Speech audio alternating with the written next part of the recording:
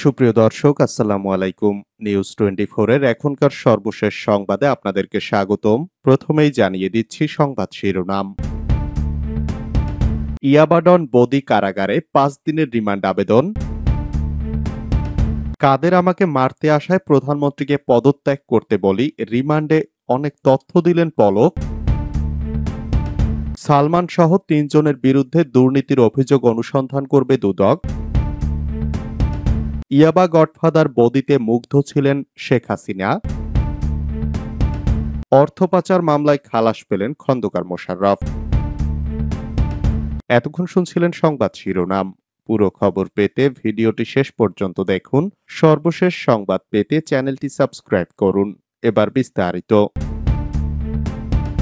ইয়াবাডন বদি কারাগারে 5 দিনের রিমান্ড আবেদন। ইয়াবাডন খ্যাত কক্সবাজারের উখিয়া টেকনাফ আসনের সাবেক সংসদ সদস্য আব্দুর রহমান বদিকে কারাগারে পাঠিয়েছে আদালত। বাদীপক্ষ 15 দিনের রিমান্ড নিতে আবেদন করলে অসুস্থতার কারণে তাকে কারাগারে পাঠানো হয়।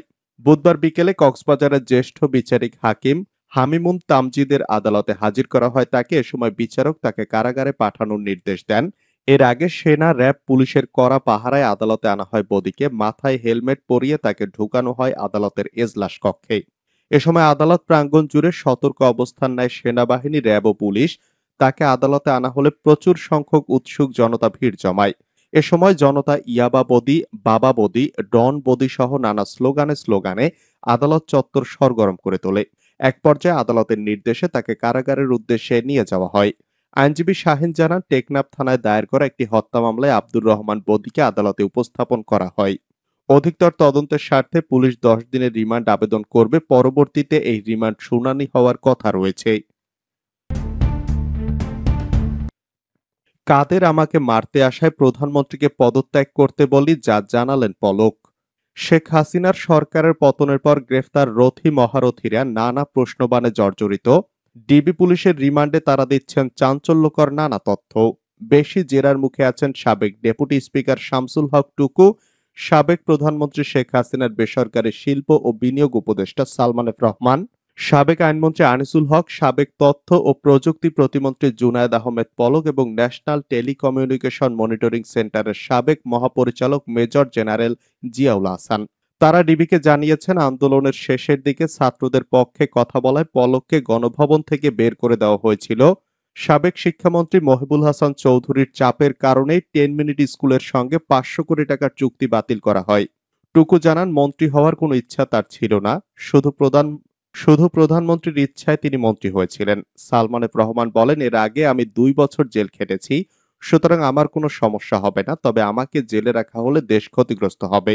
আর জিয়াউল আহসান বলেন, আমার উপর বিশেষ দায়িত্ব ছিল। আমার প্রতিষ্ঠান থেকে সবার মোবাইল ফোন কল রেকর্ড করা হয়নি। নির্দিষ্ট কিছু লোকের ফোন কল রেকর্ড করা হয়, কারো হোয়াটসঅ্যাপ কল রেকর্ড করা হয়নি। ভয় দেখানোর জন্য এটা ছড়ানো হয়েছে যে হোয়াটসঅ্যাপ রেকর্ড করা হচ্ছে। সাবেক ডেপুটি স্পিকার টুকুকে প্রশ্ন করা হয়, আপনারা কেন টাকার বিনিময়ে পুলিশে নিয়োগ দিলেন? জবাবে বলেন, টাকার বিনিময়ে পুলিশে নিয়োগের বিষয়টি আপনার কাছ থেকেই প্রথম শুনলাম। তখন টুকুকে সুনির্দিষ্টভাবে বলা হয়, আপনি যখন স্বরাষ্ট্র প্রতিমন্ত্রী ছিলেন তখন আপনার ভাই এবং আপনার ছেলে সরাসরি টাকা নিয়েছেন। অন্য একজন ব্যক্তির কাছ থেকে আপনি নিজে সরাসরি টাকা নিয়েছেন। অভিযোগ অস্বীকার করে বলেন, আমি সবসময় আল্লাহর কাছে চেয়েছি আমি যেন সংসদে যেতে পারি। আমার বয়স যখন 25 বছর তখন থেকেই এটা চাচ্ছিলাম, কিন্তু 60 বছর বয়সে আল্লাহ কবুল করেছেন। আমি মন্ত্রিত্ব চাইনি। জামায়াতের তৎকালীন আমির মতিউর রহমান নিজামীকে হারানোর কারণে 2009 সালে শেখ হাসিনা নিজেই আমাকে মন্ত্রী হওয়ার অফার করেন। সালমান এফ রহমান ডিবিকে বলেন, আন্দোলনের সময় আমি সাবেক প্রধানমন্ত্রী শেখ হাসিনাকে বলেছি, দেশের মানুষ আমাদের উপর ক্ষেপে যাচ্ছেন। তিনি পাত্তা দেননি। ছাত্র আন্দোলন যখন তুঙ্গে তখন শেখ হাসিনা আমাকে প্রশ্ন করেন, পুলিশ এত ভালো কাজ করছে, সেনাবাহিনী কেন পারছে না? এ সময় আমি বিষয়টি নিয়ে সেনা প্রধানের সঙ্গে কথা বলার পরামর্শ দেই। সালমান এফ রহমানকে ডিবি কার্যালয়ের কর্মকর্তারা বলেন, মামলা তো মাত্র শুরু, কতগুলো মামলা হবে তা আমরাও জানি না। আপনাকে শুধু আদালতে যেতে হবে আর ডিবিতে আসতে হবে। এ সময় সালমান এফ রহমান বলেন, 111 এর সময় 2 বছর জেল খেটেছি, সুতরাং সমস্যা হবে না। তিনি বলেন, আমাকে জেলে রাখলে দেশের ক্ষতি হবে, কারণ আমার নানা প্রতিষ্ঠানে অনেক কর্মী আছে, তারা বেতন পাবে না। ব্যাংক থেকে যেসব টাকা ঋণ নিয়েছি সেগুলো পরিশোধ হবে না। তখন ডিবি কর্মকর্তা হেসে বলেন, আপনারা 15 বছরে দেশটি খেয়ে ফেলেছেন, আর এখন আপনাকে ছেড়ে দেব সেটা ভাবার কারণ নেই।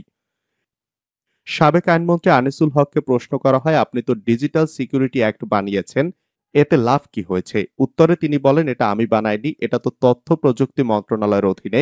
এ সময় ডিবি কর্মকর্তা বলেন, যে মন্ত্রণালয় আইন তৈরি করুক না কেন, সেটা ভোটিং এর জন্য তো অবশ্যই আইন মন্ত্রণালয়ে গেছে, তখন আপনি ভূমিকা নিলেন না কেন? উপরন্তু বিতর্কিত আইনের পক্ষে মতামত দিয়েছেন, আর ওই আইনের মাধ্যমে অনেক সাংবাদিক ও পুলিশ কর্মকর্তাকে হয়রানি নির্যাতন করা হয়েছে।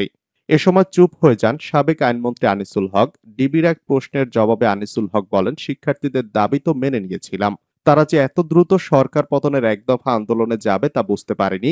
তখন ডিবি কর্মকর্তা বলেন, কেঁচো খুঁড়তে সাপ বের করে আনার একটি বদ অভ্যাস আপনাদের আছেই, সে কারণে আজ এই অবস্থা। তাকে প্রশ্ন করা হয়, তত্ত্বাবধায়ক সরকার ব্যবস্থা আপনারা কেন বাতিল করলেন? জবাবে আনিসুল হক বলেন, আদালত স্বাধীন, এ সংক্রান্ত রায় আদালত থেকে এসেছে, সরকার শুধু বাস্তবায়ন করেছে। এ সময় তদন্ত কর্মকর্তা বলেন, আদালত তো বলেছিলেন সরকার চাইলে আরো 2 টার্ম তত্ত্বাবধায়ক সরকার ব্যবস্থা রাখতে পারে, আপনারা কেন সেটা রাখলেন না? 2018 সালে যখন কোটা সংস্কার আন্দোলন হয়, তখন ছাত্ররা সব কোটা বাতিল চায়নি, তারা সংস্কার চেয়েছে, কিন্তু আপনারা কোটা বাতিল করে দিলেন কেন? জবাবে আইনমন্ত্রী বলেন, এসব হয়েছে শুধু প্রধানমন্ত্রীর রাগ এবং একগুঁয়েমির কারণে। ডিবি কর্মকর্তার প্রশ্ন ছিল, প্রধানমন্ত্রী যেহেতু রাগ করে কোটা বাতিল করেছেন, তাই তিনি প্রধানমন্ত্রী হিসাবে তার শপথ ভঙ্গ করেছেন, এটা দেখিয়েই তো আপনি আইনমন্ত্রী হিসাবে পদত্যাগ করতে পারতেন। এ সময় আনিসুল হক বলেন, শেখ হাসিনার বাইরে যাওয়ার কোনো সুযোগ ছিল না, আপনারা যেমন ঊর্ধ্বতন কর্তৃপক্ষের আদেশ মানতে বাধ্য, আমরা তেমন শেখ হাসিনার আদেশ মানতে বাধ্য ছিলাম। তখন ডিবি কর্মকর্তা বলেন, আমরা ঊর্ধ্বতনদের অন্যায় আদেশ মানতে বাধ্য না, আর অন্যায় আদেশ মানিনি বলেই দীর্ঘদিন পদোন্নতি হয়নি, পোস্টিং দেওয়া হয়েছিল খারাপ জায়গায়। আপনারাও তো অন্যায় আদেশ না মানার দৃষ্টান্ত দেখাতে পারতেন। ডিবি হেফাজতে থাকা আসামি সাবেক তথ্য প্রযুক্তি প্রতিমন্ত্রী জুনায়েদ আহমেদ পলক বলেন, সরকার পতনের এক দফা আন্দোলনের শেষ পর্যায়ে 4 আগস্ট গণভবনে আওয়ামী লীগ এবং অঙ্গ সহযোগী সংগঠনের নেতাদের সঙ্গে বৈঠক করেন। সেখানে আমি তৎকালীন প্রধানমন্ত্রী শেখ হাসিনাকে বলেছি, প্রয়োজনে আমাকে বলি দিন, তারপর শিক্ষার্থীদের আন্দোলন বন্ধ করুন। তাদের চোখের ভাষা মনের ভাষা বোঝার চেষ্টা করেন। এ সময় সড়ক পরিবহন ও সেতুমন্ত্রী ওবায়দুল কাদের আমাকে তেড়ে মারতে আসেন। তখন আমি সাহসী হয়ে গেলাম, প্রধানমন্ত্রীকে বললাম, আপনি স্টেপ ডাউন করুন, আওয়ামী লীগকে মানুষ ঘৃণা করছে, থুতু দিচ্ছে। এরপর আমাকে গণভবন থেকে বের করে দেওয়া হয়। পলক ডিবিকে জানান, স্মার্ট বাংলাদেশে গঠনের 10 মিনিট স্কুলের সঙ্গে 5 বছর মেয়াদী সরকারের যে 500 কোটি টাকার চুক্তি ছিল, সেটি আমি বাতিল করতে চাইনি। সাবেক শিক্ষামন্ত্রী মহিবুল হাসান চৌধুরী নওফেল জোর করে ওই চুক্তি বাতিল করায়। কারণ ওই স্কুলের অন্যতম কর্ণধার আইমান সাদিক আন্দোলনকারী ছাত্রদের পক্ষে ফেসবুকে স্ট্যাটাস দিয়েছিলেন। তারা তাদের ফেসবুক প্রোফাইল লাল করেছিলেন। ডিবির জিজ্ঞাসাবাদে পলক বলেন, আমি প্রধানমন্ত্রীকে বাস্তবতা মেনে নেওয়ার অনুরোধ জানালেও তিনি মানতে রাজি হচ্ছিলেন না। এ সময় সংশ্লিষ্ট ডিবি কর্মকর্তা তাকে প্রশ্ন করেন, আপনি যদি সত্যিই দেশের স্থিতিশীলতা চাইতেন, তাহলে দায়িত্ব থেকে পদত্যাগ করলেন না কেন? তখন চুপ থাকেন পলক। গ্রেপ্তাররা জানিয়েছেন, দেশে অরাজকতা সৃষ্টির পেছনে সাবেক প্রধানমন্ত্রী শেখ হাসিনা একাই দায়ী, কারণ তিনি আমাদের কারো কথা শুনতেন না। এ সময় ডিবি কর্মকর্তা পাল্টা প্রশ্ন ছুড়ে বলেন, আপনারা যারা উপদেষ্টা, মন্ত্রিপরিষদ সদস্য ও নেতা ছিলেন, তারা শেখ হাসিনাকে বোঝাতে পারেননি? আপনারা যদি সবাই শেখ হাসিনাকে সঠিক বার্তা দিতেন, তাহলে তিনি নিশ্চয়ই বুঝতেন। তারপরও আপনাদের কথা না শুনলে আপনারা কয়েকজন পদত্যাগ করতেন। এ সময় তারা ডিবি কর্মকর্তাদের বলেন, আপনারা জানেন না শেখ হাসিনা কত বড় একরোখা মানুষ। তখন ডিবির প্রশ্ন, আপনারা নিজেদের দায়িত্ব সঠিকভাবে পালন করতে পারেননি, নিজেদের বিবেকের কাছে দায় কি এড়াতে পারবেন? এ সময় তারা না সূচক জবাব দেন। রিমান্ডে থাকা ন্যাশনাল টেলিকমিউনিকেশন মনিটরিং সেন্টারের মহাপরিচালক মেজর জেনারেল জিয়াউল হাসানকে ডিবির প্রশ্ন ছিল, 2013 সালে আপনি র্যাবের ইন্টেলিজেন্স শাখার প্রধান ছিলেন, তখন শাপলা চত্বরে এতগুলো মানুষ মারার প্রয়োজন কি ছিল? জবাবে বলেন, তৎকালীন আইজি, র্যাব ডিজি এবং পুলিশ কমিশনার আমাকে বিশেষ দায়িত্ব দিয়েছিলেন। আমি চেষ্টা করেছি যে কোনো মূল্যে শাপলা চত্বর ফাঁকা করার। আমরা ফাঁকা গুলি করেছি, তবে সেখানে কোনো লোক মারা যায়নি। লোক না মারা যায় তাহলে নারায়ণগঞ্জে লাশ পাওয়া গেল কেন? ডিবির এমন প্রশ্নের জবাবে জিয়া বলেন, সেগুলো নারায়ণগঞ্জে মারা গেছেন। নারায়ণগঞ্জের 7 খুনের বিষয়ে জিজ্ঞাসাবাদ করা হলে তিনি বলেন, ওই ঘটনায় সাবেক মন্ত্রী মোফাজ্জল হোসেন চৌধুরী মায়ের মেয়ের জামাই এমদাদ জড়িত। 7 মার্ডারের পর সেখানে আরো 2টি খুন হয়েছে, ওই 2টি খুন আপনি নিজে করেছেন? এমন প্রশ্নের জবাবে জিয়া বলেন, কি বলেন, আমি এসবের কিছুই জানি না। প্রধানমন্ত্রীকে আমি বিভিন্ন সময় নানা বিষয়ে সতর্ক করেছি। আয়নাঘর বিষয়ে প্রশ্ন করা হলে বলেন, ওটা আমার বিষয় না। গ্রেপ্তারের আগে 8 দিন আমাকেও সেখানে অন্ধকারাচ্ছন্ন অবস্থায় রাখা হয়। এর কারণ হলো আয়নাঘরের কারিগরদের কাছে যেসব সরঞ্জামাদি ছিল, এনটিএমপি প্রতিষ্ঠার পর সেগুলো কিছু আমি নিয়ে আসি, এ কারণে তারা আমার প্রতি ক্ষুব্ধ ছিল। মানুষের কল রেকর্ডের বিষয়ে জিয়াউল আহসান বলেন, সবার মোবাইল ফোন রেকর্ড করা যায়নি।